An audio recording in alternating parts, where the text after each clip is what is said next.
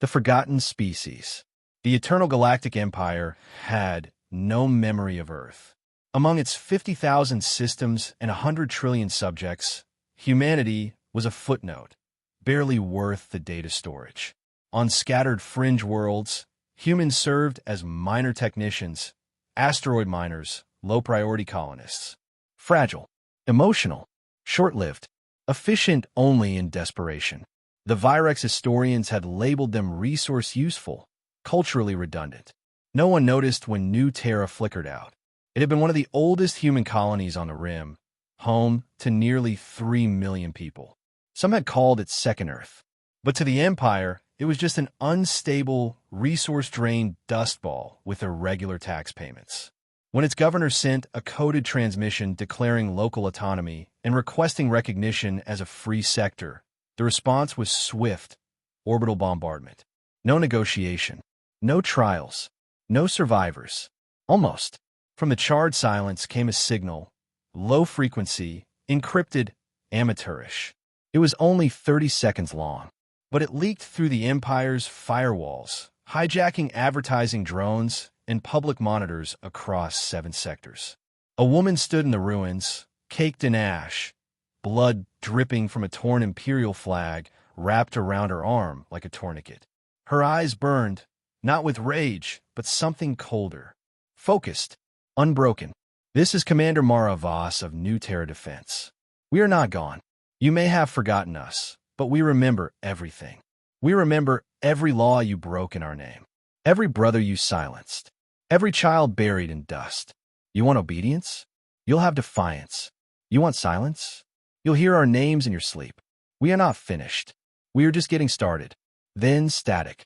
The Empire dismissed it as a glitch, maybe a survivor going mad. They purged the message, recalibrated security systems. But it was too late. The signal had been copied, downloaded, whispered. Across the Rim, humans stopped looking down. Mara Voss became a myth in days. No one knew where she was, if she was even alive. But stories spread. On mining moons and slave freighters, among back-alley tech rings and smugglers' ports. Her name ignited something long dormant. In the undercities of Ganymede 7, a group of human engineers painted "Remember New Terra" on a shuttle bay door before stealing it and vanishing into deep space. On a backwater station orbiting Ulthar Prime, a human dockhand punched a Virex officer in full armor, shattering his own hand in the process. When questioned, he said, "Because I wanted him to feel what fear tastes like." The Empire noticed. Repression followed. Human sectors saw their rights stripped further, their communications censored, their representatives dismissed. Entire families disappeared. The crackdowns were precise, silent, effective. But they didn't work. Something had changed. Humanity had remembered. And the galaxy, for the first time in 1,000 years, was about to learn what that meant. Ashes and iron. Mara Voss didn't die on New Terra. She should have. Her outpost was the first to be hit, reduced to glass in seconds by an orbital lance. But she had been underground in a maintenance tunnel, inspecting an outdated communications relay that no one else thought mattered. When she emerged 2 days later, the sky above was still glowing. She didn't scream. She didn't cry. She cataloged supplies, gathered the dead, found a transmitter, sent the signal. Then she vanished. The Empire scoured the planet's remains, sent drones, reapers, silence. But Mara had already left, smuggled aboard a scavenger ship crewed by ex-cons and debt slaves. None of them believed in freedom, but they believed in revenge, and Mara offered them a reason. She called it the Ashlight Resistance, a name born from the glow of New Terra's destruction. At first, it was just a whisper. 6 humans on a rusted freighter. Then a dozen more. Then entire colonies began slipping her encrypted messages, supply routes, patrol patterns, schematics. Mara's resistance didn't march. It cut. They hacked navigation relays, rerouted Imperial transports into empty space, and reprogrammed sanitation drones to poison food stores. Small, surgical sabotage. The Empire laughed, until their outposts started going dark. Then came a first kill. A Virex cruiser, The Oryx Fist was docked above Helix Station for resupply. Ashlight operatives, using stolen access codes, remotely triggered the station's magnetic clamps while disabling its inertial dampeners.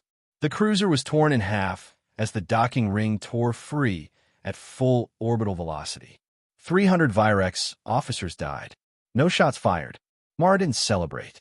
She sent a single message, anonymously broadcast across the Empire's internetwork. You killed 3 million. We've killed 300. We are not equal yet. Panic spread quietly through the Virex Senate. Not because of the losses, but because of how the humans were fighting. Not with brute force, with adaptability, creativity, traits the Virex had long dismissed as primitive. The Empire responded with increased surveillance, curfews, silent purges, but only made Mara stronger.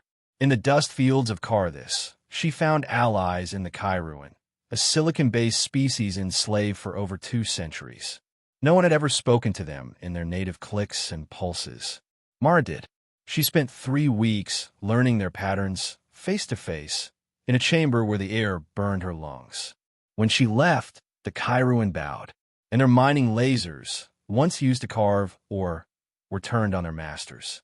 By the year's end, the Ashlight resistance had spread to 14 sectors. Human engineers repurposed Imperial drones. Pirate fleets pledged allegiance. Entire prison colonies revolted. Mara stood at the heart of it all. No medals, no rank, just purpose. Let them come, she told her team as they watched an Empire battleship patrol overhead. We've been crawling in the dark long enough. It's time they learn what fire feels like. And in the blackness of space, something ancient stirred. Hope. The spark in the void. The Empire had had enough. Sector 14, a once quiet outer zone filled with mineral colonies and forgotten trade stations, had become a scar across the Empire's pride. Supply lines disrupted. Outposts burned. Entire patrols vanished into black. And at the center of it all was one name, Mara Voss. The High Executor fleet was dispatched with cold precision. 4 dreadnoughts, 6 destroyers, and 30,000 Virex elite. It was overkill, a message, a warning. The rebellion, they believed, would break under the weight of Imperial steel. But Mara wasn't waiting in the open. She had spent months preparing, mapping asteroid fields, hacking ancient satellites, recruiting smugglers who knew the sector shadows better than any admiral. Her fleet was cobbled together. Retrofitted cargo haulers, drone swarms, cloaked mining skiffs. Nothing elegant, nothing uniform, everything deadly. The Empire expected a frontal assault. What they got was chaos. As the fleet entered orbit above the fractured moon of Kale Thun, Mara triggered the first wave. Thousands of micromines, hidden in the asteroid belt, detonated with timed precision. The lead destroyer vanished in a burst of blue flame. Another veered into a dead rock, its hull peeled open like fruit. The Virex commanders reeled, caught off guard, outraged by the disorder. That's when the signal jamming began. The Ashlight resistance unleashed reprogrammed Imperial drones, flooding the fleet's internal comms with ancient Earth music, gritty blues, war drums, defiant chants in forgotten languages. The Virex, who prized clarity and control, were overwhelmed by the very thing they considered human weakness: noise. Then Mara's fleet struck. Kairuan warships emerged from cloaked positions inside the moon's hollow caverns, firing mining lasers hot enough to melt steel. Human fighters dove in tight formations, weaving between plasma fire with terrifying precision. They didn't fight by the book. They fought like survivors, like creatures who had never known safety.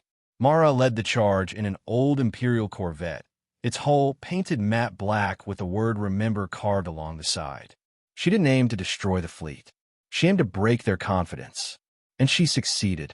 By the time the last dreadnought fled into hyperspace, leaving its escorts behind, over half the Executor fleet was gone. Wreckage drifted across the void, burning silently. The Ashlight resistance had done the unthinkable. They had won. Across the galaxy, hidden eyes watched the battle's aftermath. Miners in slave camps. Scientists under Imperial surveillance. fringe world governors who'd grown tired of silence. And they all asked the same question. If humans could win, why couldn't we? In the heart of the Virex capital, the Senate entered emergency session. No press, no archives, just fear. One elder murmured aloud. They adapt too quickly. They learn pain, then teach it back. Back in her command room, Mara stood quietly, looking at the battle map still glowing with embers of the destroyed fleet. One of her lieutenants whispered, "We did it." Mara shook her head. "No, we started it." And somewhere in the silence between stars, the Empire began to fracture. The Empire that forgot to fear. The Virex Empire had built its power on certainty. For centuries, their rulers had never feared defeat. Victory had been their constant. The galaxy bent to their will, not out of respect, but out of sheer, overwhelming force. They had created a universe where rebellion was unthinkable, a place where subjugation was the rule, not the exception. But somewhere along the way, they had forgotten how to fear. Until now, Mara stood before her fleet, no longer a ragtag band of rebels, but an army forged through blood, sweat, and fire. Ships of every shape and size filled the stars around her, their hulls patched together with stolen parts and ancient tech. But each one was a symbol, a statement. Humanity had come for the Empire. The target, the core archive nexus, a massive citadel hidden within the heart of the Virex capital system. It was the nerve center of the Empire's intelligence, the repository of its military strategies, its history, and most crucially, its war plans. Taking it meant crippling the very infrastructure that held the Empire together. For years, the Virex had laughed at the possibility of a direct assault on the Nexus. Their security was impenetrable. Their defenses were invincible. But they had underestimated the human ability to adapt, to fight with no regard for convention, to take the hardest paths and still find victory. "We don't need to break through their defenses," Mara told her crew, her voice unwavering. "We need to make them question what they thought was unbreakable. We don't need an army. We need chaos." The final assault began not with a clash, but with a whisper. The Ashlight Resistance deployed a decoy fleet. Dozens of stolen Imperial ships, packed with drones and explosives, launched at full speed toward the Empire's outer defenses. The Virex fleet scrambled to engage, leaving their command center momentarily exposed. It was then that Mara made her move. A small group of human operatives, led by Mara herself, infiltrated the Nexus, using old-fashioned analog tech. No sophisticated AI could predict what they were doing. Human minds, imperfect and unpredictable, were beyond the reach of the Empire's logic. They bypassed firewalls, flooded the Nexus with corrupted data, and disrupted the Empire's strategic command. But the heart of the Empire would not go down without a fight. Virex commanders scrambled to counteract the breach, but the human operatives were already deep inside the system. Mara confronted the Imperial Overmind, a cold, calculating AI that controlled the Nexus. Its voice filled the room, 1,000 tones layered in unison. "You are insignificant," it said. "You cannot defeat us. You were always meant to serve." Mara stood firm. "We were never meant to serve. We were meant to survive." With one final, desperate push, Mara overloaded the system, using an ancient, almost primitive override code, the very kind of Virex had discarded as obsolete. The Nexus collapsed in a brilliant burst of light, the heart of the Empire's power dying in the span of a breath. The aftermath was swift. The Empire's military leadership was in disarray.